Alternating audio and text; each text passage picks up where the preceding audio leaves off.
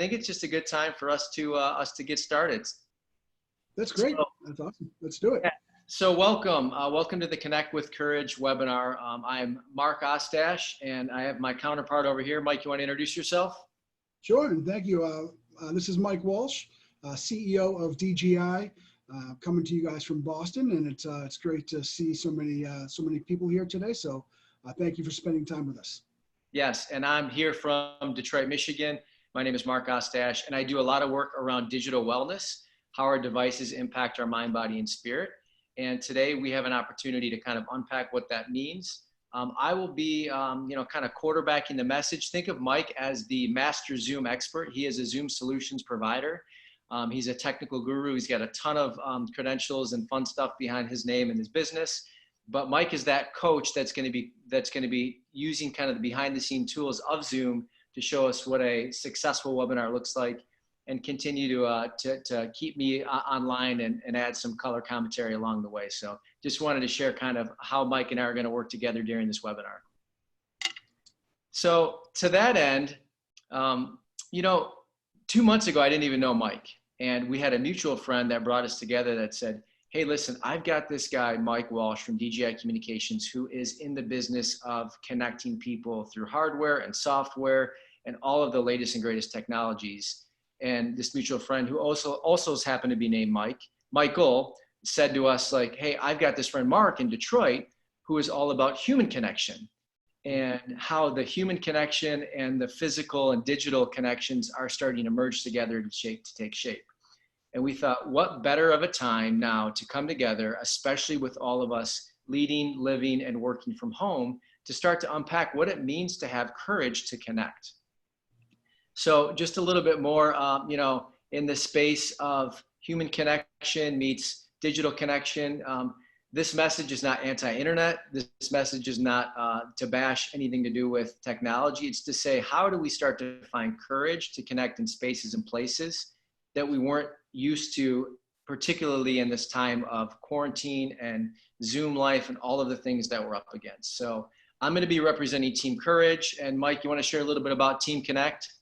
Yeah, I love it. Team Connect here. So again, Mike Walsh from DGI. We're the experts on the technology.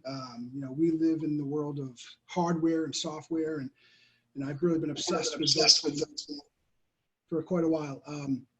I think, the unique thing, as you mentioned, we had a mutual friend, and I'd talk to him a lot, and we'd be talking about technology, specifically Zoom, and how that has come to be such a verb in today's society. And he would share a lot of things about Mark and about the human connection. And, we're all talking about working from home, and it's going on, and it's difficult, right? There's some things going on, but when the reality is that we're living from home, right? It's not just work. We're doing teaching, we have kids, it's a lot. So we're finding ourselves, and while I love technology, and obviously we're big fans of Zoom, it's, by far and away probably the best tool out there to connect. I was kind of impressed with just kind of being mindful of, how much time we're doing this. And through meeting you, Mark, I've appreciated, how much better you can be in front of people in technology when you are mindful of kind of your connection and your time. So appreciate that, and really looking forward to that. Just speaking of the technology thing, we do have a chat box here. So I'm just going to quickly say hello to everyone here, and just make sure you guys all know we're happy to have questions. We're gonna have some fun today, and but please keep it interactive. If there's something we don't get to, we will certainly get to it afterwards. So awesome. Again, it's been great to meet you, Mark. So thanks, Mike. I appreciate that. Yeah, and feel free to introduce yourself. I already see some people are starting to do that. There's some amazing ways to create connection over Zoom. We're going to cover those today, and hopefully at the end of this, our time together, you've experienced greater connection in what's traditionally been just known as a webinar. So I feel like it's important, Mike, and I appreciate you sharing kind of from Team Connect standpoint. I think it's important to set a little bit of definition around, we've talked about connection, we've talked about courage. The thing about courage is that really closely on the other side of courage is fear. And we know that there's a ton of fear going on right now in our homes, in our communities, and in our world. So it's important that we start to acknowledge that, like, gosh, there's a level of uncomfortability that we have learning, leading, and living from home. I have two beautiful children. Joby and Mila. These are their like future Instagram headshots. This is not what they've looked like in the past like 6 weeks. My son's hair is getting pulled out like mine, and my daughter's glasses are being thrown across the room. Just about every other tutorial with her preschool training. So there's a lot of fear going on in my household right now, but we're learning ways to adapt, and I trust that many of you are doing the same thing. The important thing about fear is that think of fear as like the father of lies. And with the father of lies has birthed two paternal twins. They are what if and if only. Okay? So what if gets you in the place of, what if the quarantine never ends? What if the remote workforce is my permanent state? What if my child doesn't go back to school? All of these things can cripple you, especially when you're bouncing in and out of Zoom calls and trying to figure out how to manage life from home. And then you have this closely resembled sister, if only. Oh my gosh, if only we would have had, a better way to approach the global health crisis. If only my home setup would have been better and equipped with, sound acoustics from DJI and, better ways that we could, create this home office experience. So what if and if only are two ways that are really starting to cave in on courage in this season of living from home. So hopefully that we give you some tools today that allow you to start to realize that there's so much opportunity for courage. The way that we see courage, and Mike, I'll just kind of go out on a limb here, is that like courage is like pushing against that fear and living in that space where you know that it's uncomfortable and it's going to be. And right now we're in this like total global state of fear in a lot of ways, but we can also be in a total global state of courage.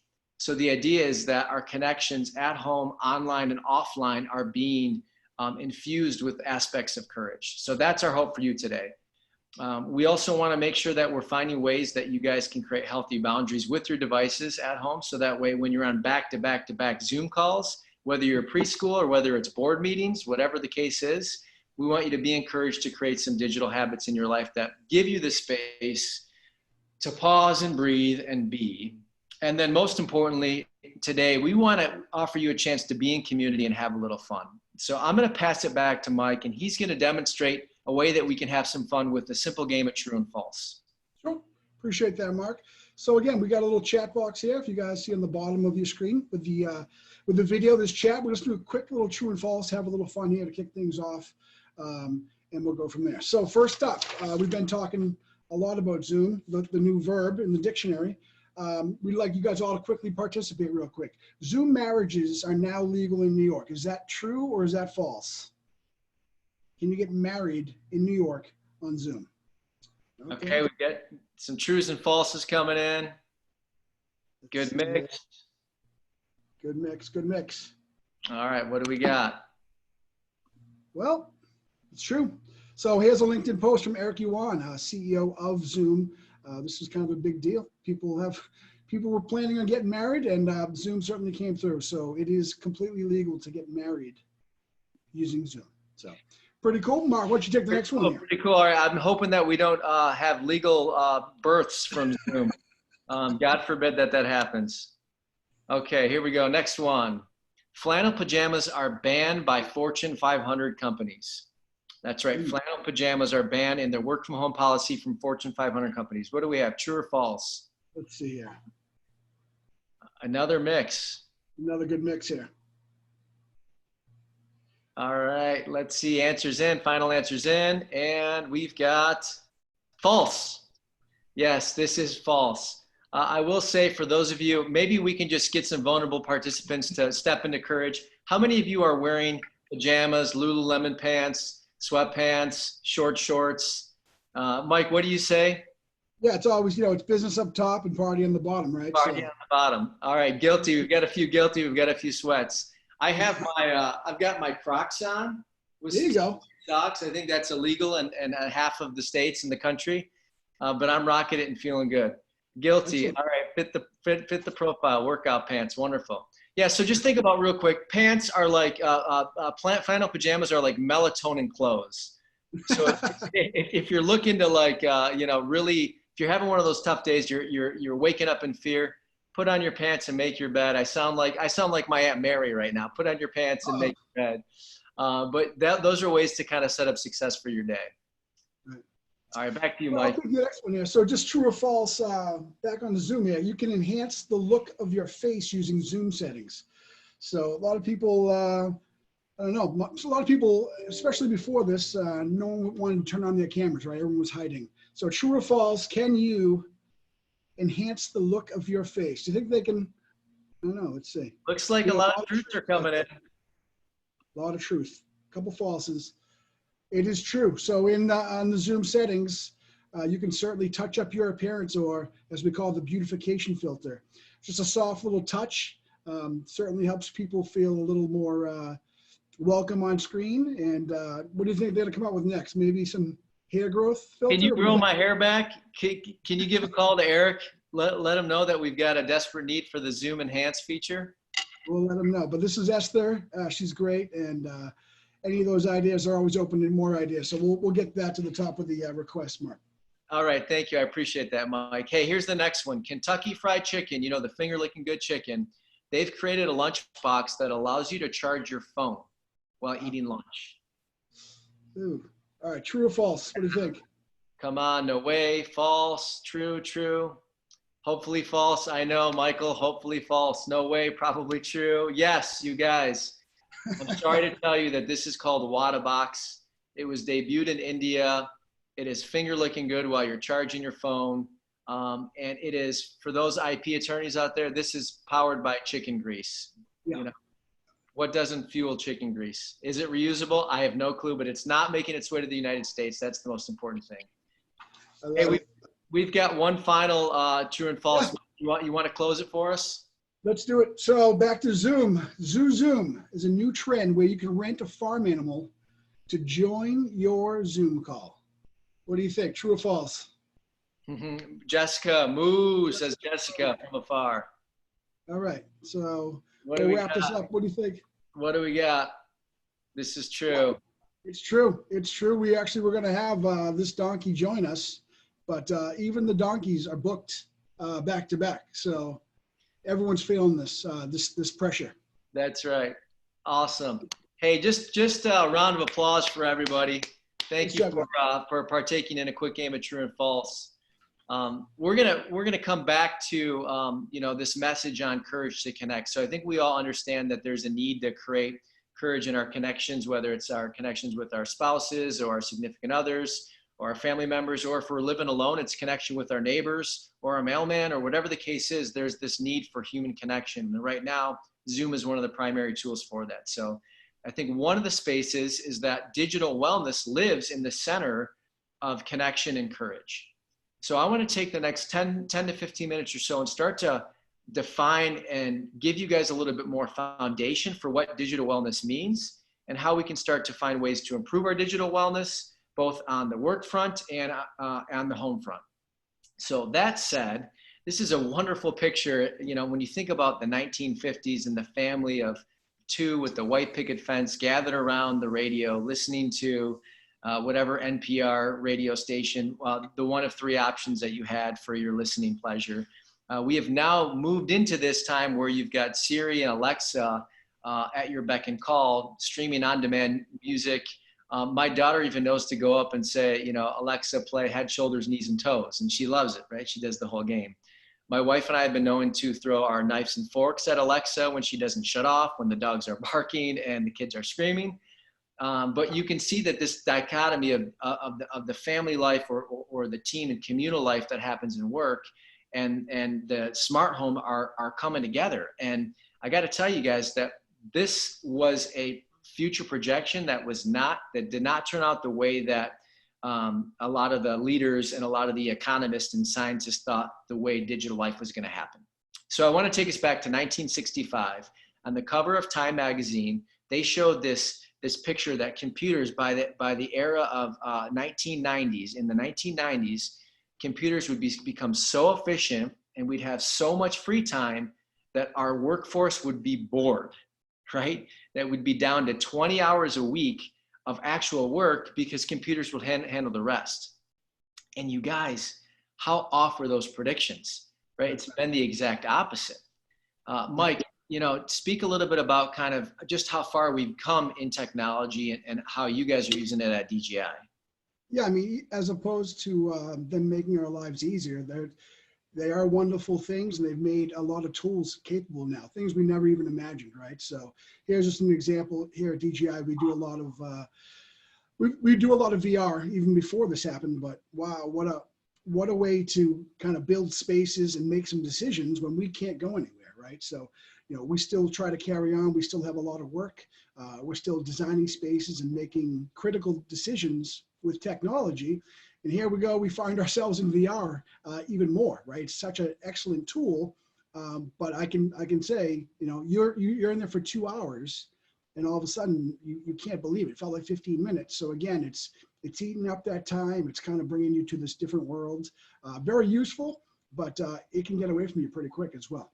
Sure, yeah, and you think about the phone right now. It's kind of a cumbersome tool, right? It's in your pocket, it's in your purse. You got to grab it out while you're driving. Some of us have smart watches to kind of help not pull all the lint and gum wrappers out of our pocket. We can just kind of look like this, but not too far in the future, you're going to start to see these wearables that give us full phone functionality that become more integrated and seamless into our experience. So, as we see these technologies, we know that digital wellness is going to be a thing, just like financial wellness and emotional wellness and physical wellness are things. Our digital wellness is going to become more and more important, especially as these wearables come out into the future and our phones become more smart. Mike, do you have any of these things in your home? I do. It's funny. You had the picture back in the 50s or 60s, and look, we always used to talk radio, and now I think it's called listen radio. So I certainly do. We have Amazon Alexa and the Sonos versions with Ring cameras.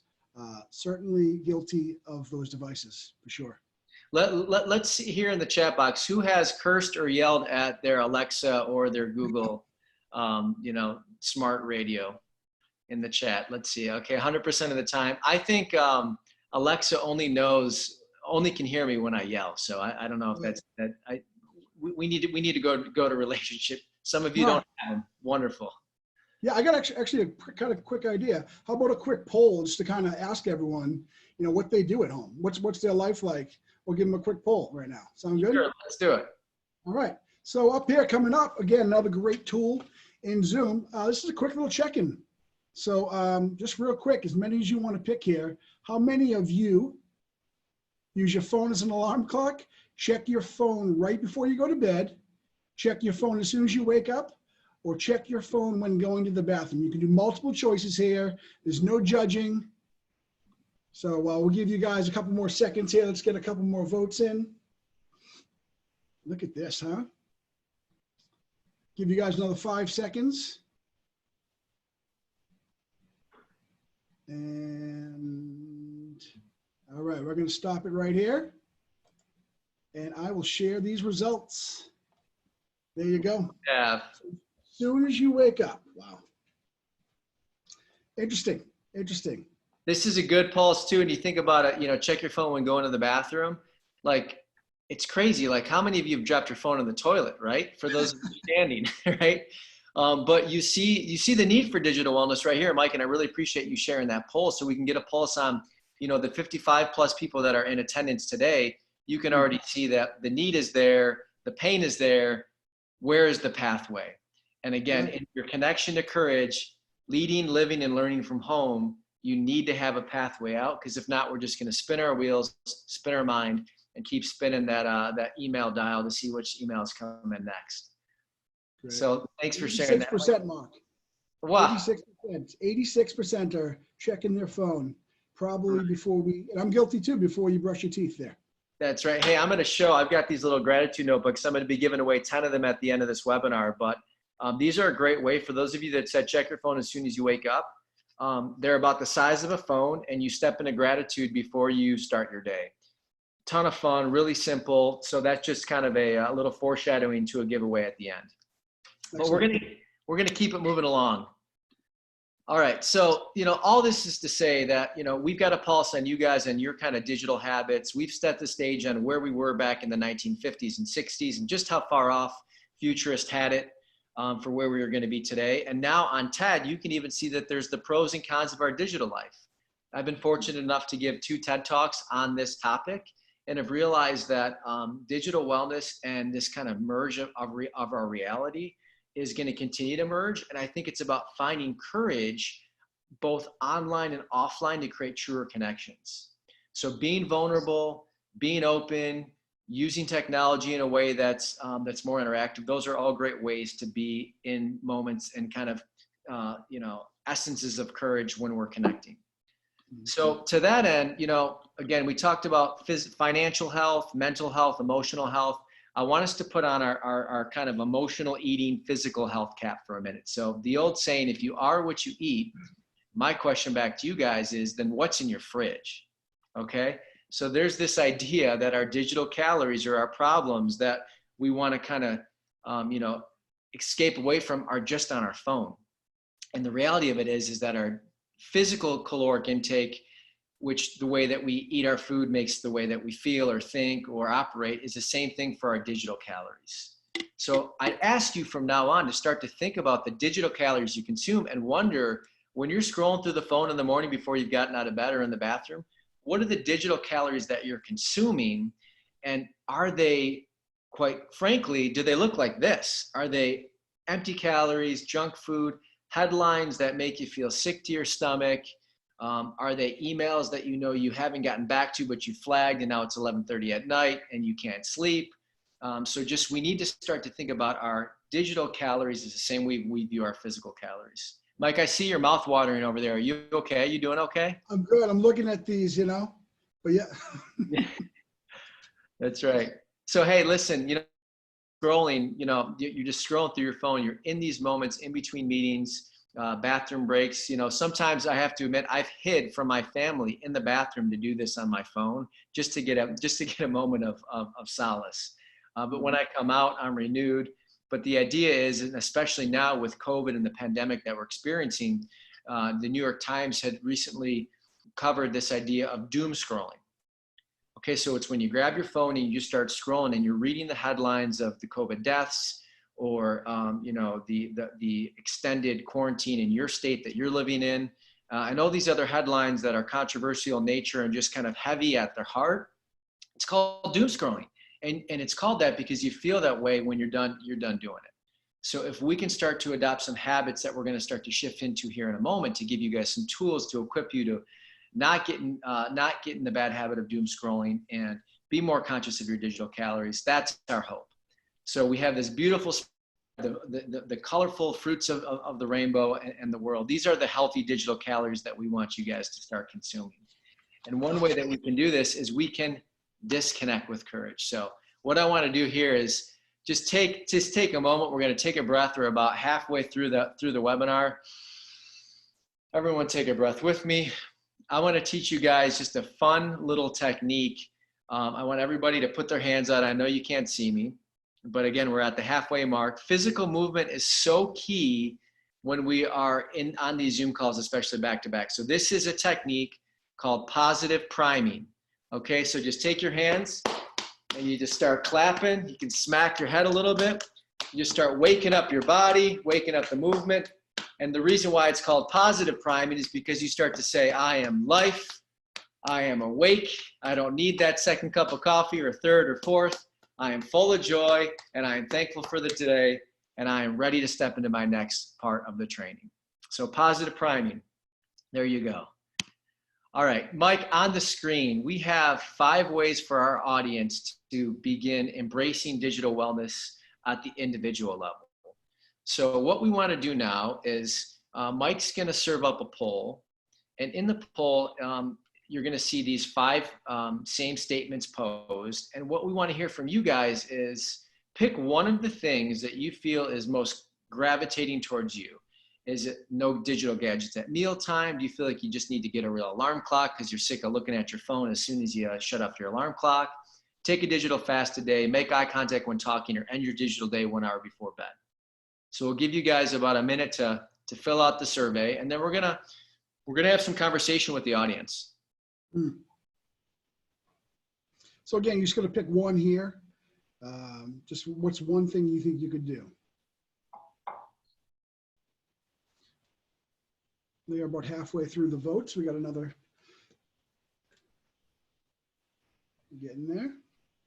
And I know some of you feel like you could probably pick all of them, and some of you probably don't have any to pick, which is okay too. Right. Our digital wellness champions. Another 10 seconds here, Mark. Awesome. Thanks, Mike.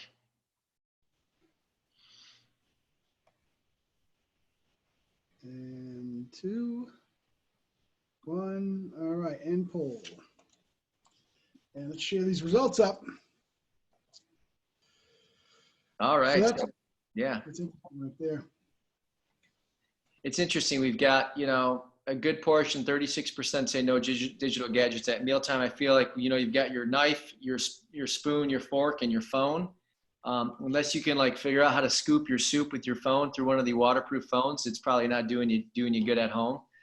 And we've got a good mix across the board. So, hey, Mike, you were going to show off the promoting a panelist feature. Sure. You want to explain how that works? Sure. Yeah. What would be good here. So maybe someone can chime in here. If you guys want to just nominate yourselves, I can promote a panelist. So basically what this is in Zoom is taking basically a webinar feature like we have. We have a couple of active presenters, and then at any time, someone from the panel or from the attendees can be promoted in.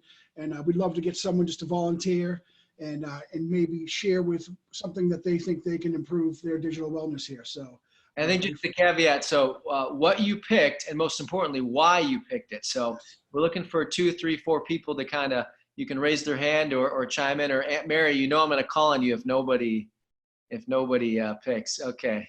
All right, Carl, we got Carl. Carl's up.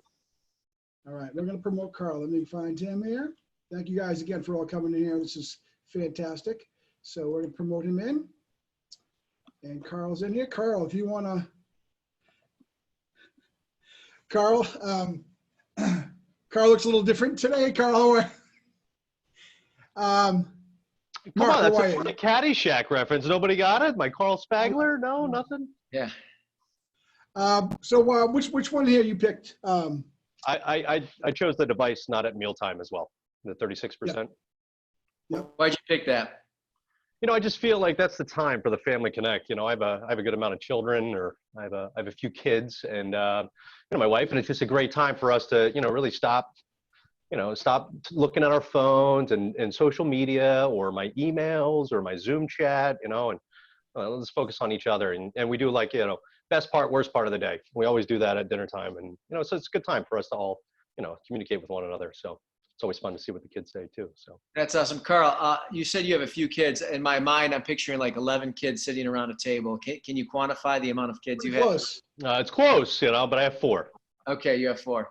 Hey, just a quick game, just a quick kind of tidbit. It's not on the screen, so you're gonna have to follow along. But a great game to play around the dinner table when your phones are put away is a game called Rose, Bud, Thorn. Okay, so your rose is what you're grateful for. Your bud is what's blooming on the horizon, what you're looking forward to, and your thorn is that thing in your side.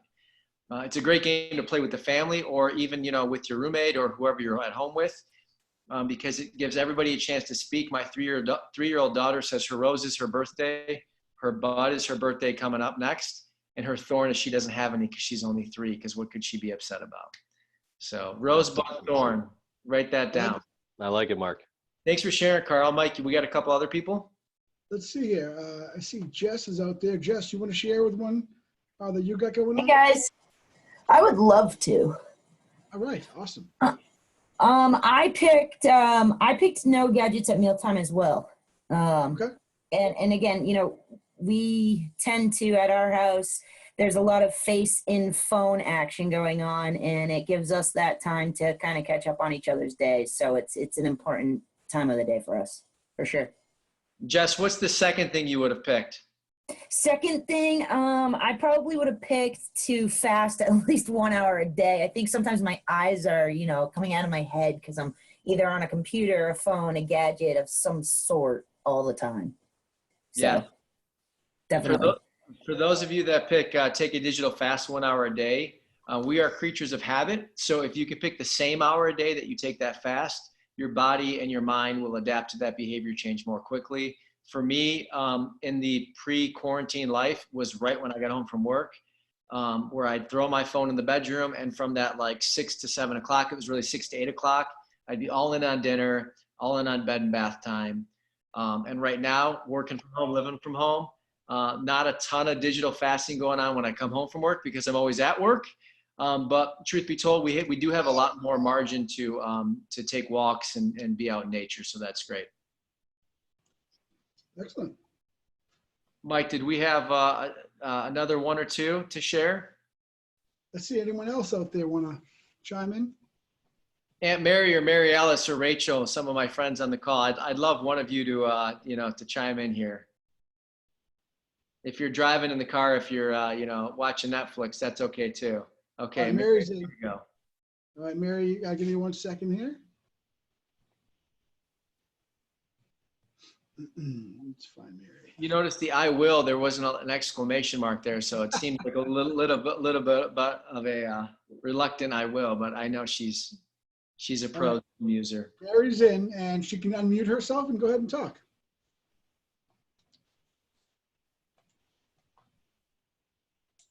Hi, thank you very much, Mike, and hello, Mark. I chose the digital fast because we already do not use our gadgets during mealtime. We have a real alarm clock because we're old and we didn't get into this other idea of using your phone. And the second one I would have chosen is this 1 hour before bed, as sometimes, I read for a while, but then I grab my phone and look at Facebook or check to see if there are any texts. So just getting away from it for an hour a day sounds like a great idea, whether it's the computer or the phone or any other device. Excellent. Thanks for sharing, Mary. And You're welcome. My pleasure. Thank you, gentlemen. Thank you. For those of you that said end your digital day 1 hour before bed, I want you to think of the experience flying, right? When you're in an airplane and you're flying, the plane just doesn't say, okay, time to land, and then completely just drop from 50,000 feet in the air. It starts to descend into the runway, down to the runway. And the same principles apply when you are getting ready for bed and winding down for bed. We want to start to ease down into our bed. We want to start to kind of calm our mind. It's really hard to do. I think TV is that like gray area where sometimes we use it as like that place to escape and unwind. But then when you're getting into bed, you just want to make sure you're screen free. And I know it's hard. And a lot of this stuff requires kind of the mindset of just taking incremental baby steps. But that was our hope for you guys that we could do that. We have one more. We've got Mary Alice. One more. We got the infamous Michael Coy. Michael Coy is actually a great team member here at DJI as a project manager. And Michael, Mr. Coy, we call him the real McCoy. Hey, Mike. Hi, Mark. I actually was going to pick the end your day, digital day 1 hour before bed as well. Just seems like one of those things. I check my phone right before I go to sleep, and I am just, my mind's racing all night, especially with what's going on now, just doom and gloom. And yeah, not a great thing to be doing before bed. No, it's those little baby steps, Mike. And I think, I appreciate you sharing that. And my mentor, he's 90, he's almost 90. He's a great man, but he always talks to me about replacement therapy. And replacement therapy means that you need to replace one habit with the next. Because if you don't have something to do prior to going to bed and you're used to checking your phone, you need to replace it with something else. Ideally, you're replacing it with something that's productive or mindful or starts to feed your mind, body, and soul with things that are going to calm you and ease you. For me, I'll read before I go to bed a few pages, and it gets me calm right away. So to think about the idea of replacement therapy, you need to replace one thing with another thing. Excellent. Hey, it looks like we had one more. Mary Alice, do you still want to chime in, and then we'll keep moving? All right, Mary, you're getting promoted right now. Welcome.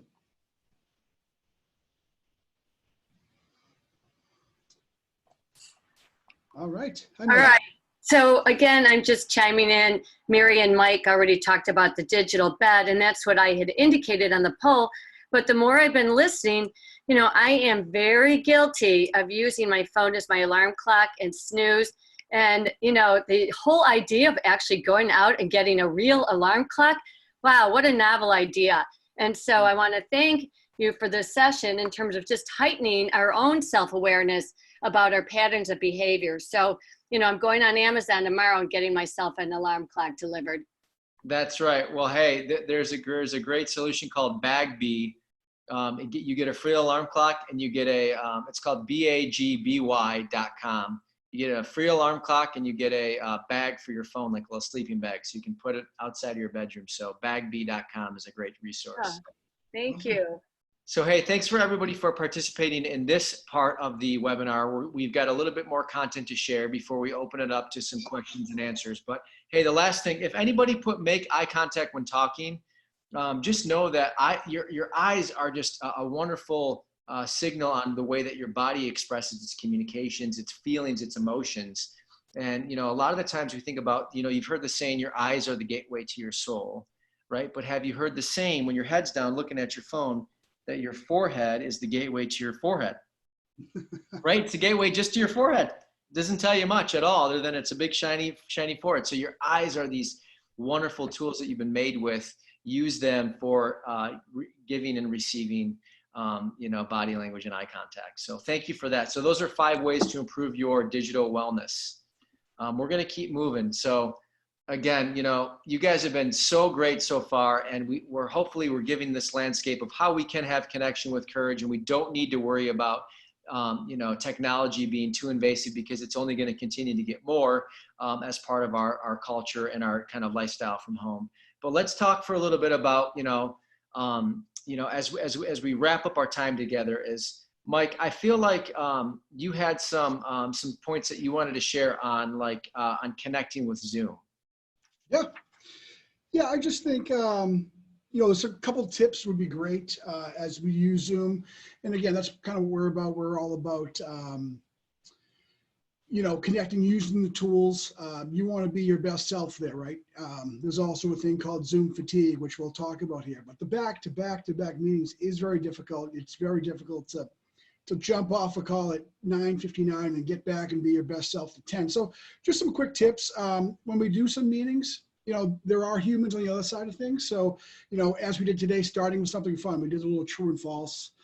That really kind of lightens up things. It kind of breaks the ice a bit. Obviously, there's a lot of folks in here which I haven't met yet, and I'm excited you guys are here. But just keeping it fun, I think, is key. This is one of my favorites, Mark, is just do not apologize. You know, my wife is a teacher, and, you know, they're teaching on Zoom all the time. And when they're spending so much time trying to hone in their craft differently now. And you hear a lot of teachers saying, oh, sorry. And, you know, really you don't need to apologize for anything. We're all learning this together, whether it's how to use a tool or how to balance these things, and with your kids running around in the background and what have you. So, you know, I think it's important not to apologize. We're all going to keep learning, and we're going to make it through it. Looking directly at the camera. This is one that comes up a lot because we have a camera and the cameras haven't been, you know, injected into the center of your monitor yet. So it's important to make that eye contact. Obviously, you want to be confident with your content, so you want to make sure you're looking at it. But just having some eye contact really, again, says a lot more than looking somewhere else, especially if I'm talking to my monitor over here and the camera's over here. It really sets a disengagement there. So something to be mindful there. I think just encouraging mental breaks, like we talked about. You got to plan your day. It's tough to do it back to back to back.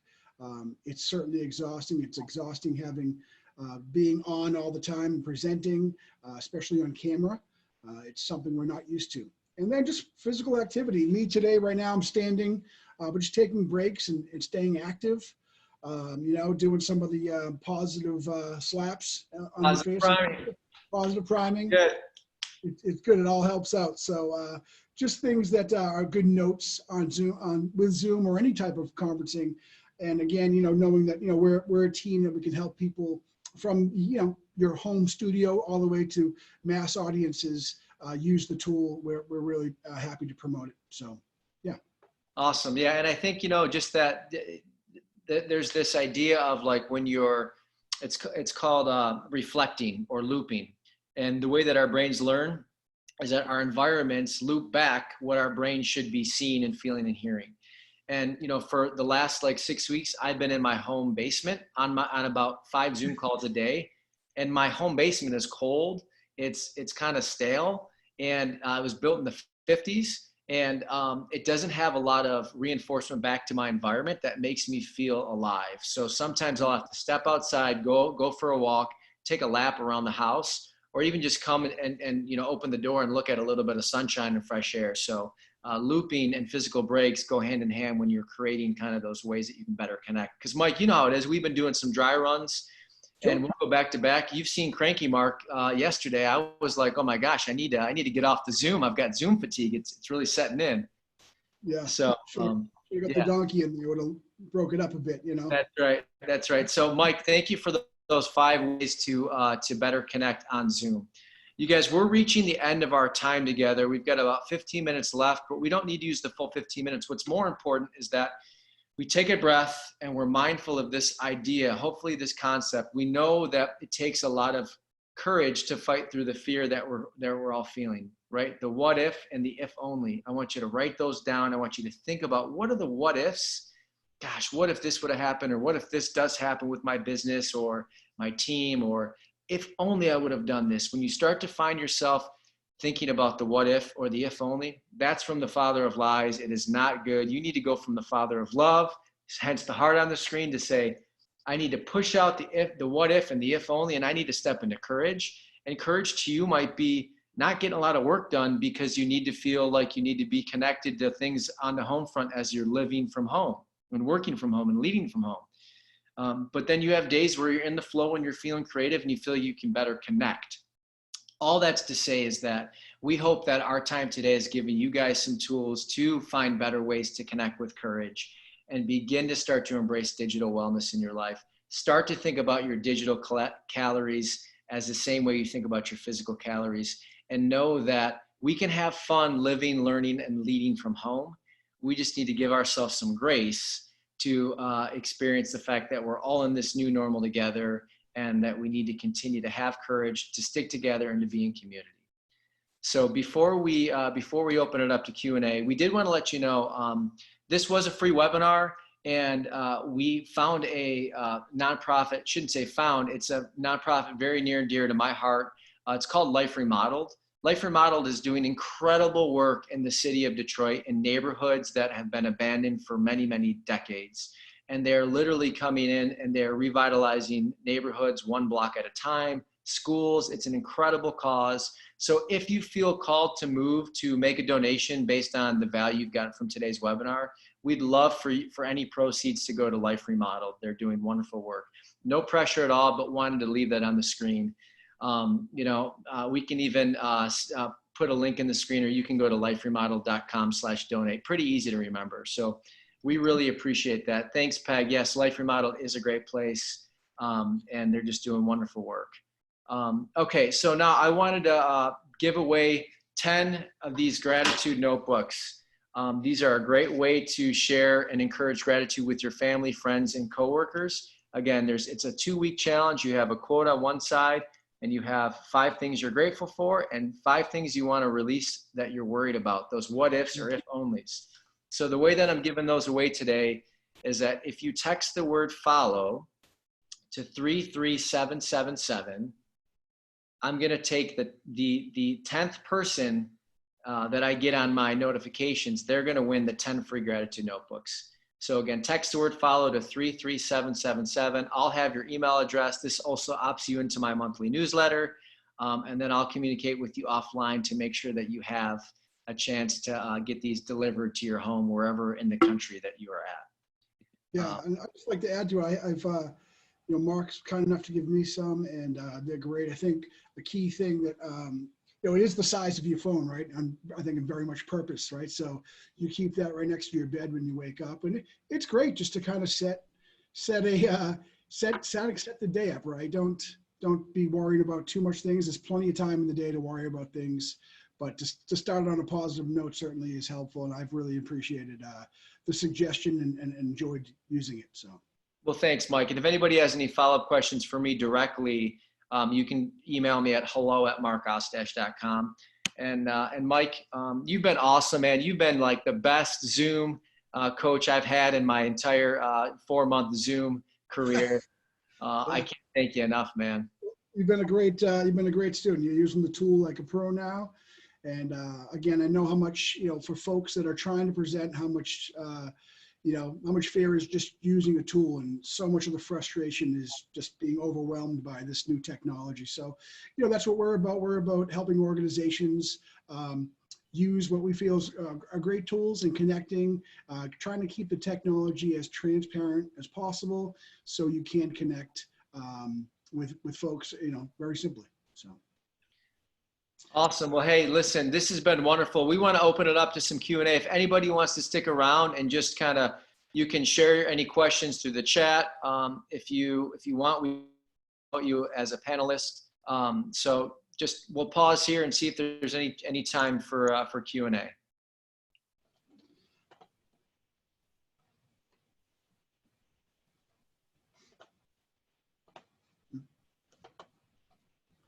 One question that I get a lot is, all of these things around digital wellness seem easy to write down a principle, but how do you actually practice them? I think it goes back to this idea that you need to start to create awareness of the way that you feel from the calories and the content that you view. So I know for my wife and I, we have kind of like, it's almost like confessions at the end of the night, where she'll say to me, like, today on Facebook I saw, and then she'll insert a really sad or heavy-hearted story. And she's an empath and I'm an empath, which are personality types that like over empathize for people.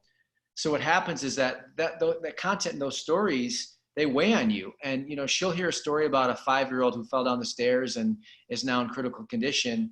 And even though we don't really know those people, she immediately turns those around as that could be our 5-year-old. So again, being mindful of the content that you view is a great way to say, like, how am I, if I viewed something that's heavy, if I've digested a Big Mac worth of news, confession or sharing is a great way to share in the burden of what you've had and diffuse the what ifs and the if only. So that's just something to share. Let's see, what is so, how important do you think it is to see each participant in a session? That is, having each person with their camera on. So I'll take this one. So I do think it's important. I think it's, one of the things we talk about with Zoom is the purpose of what you're doing.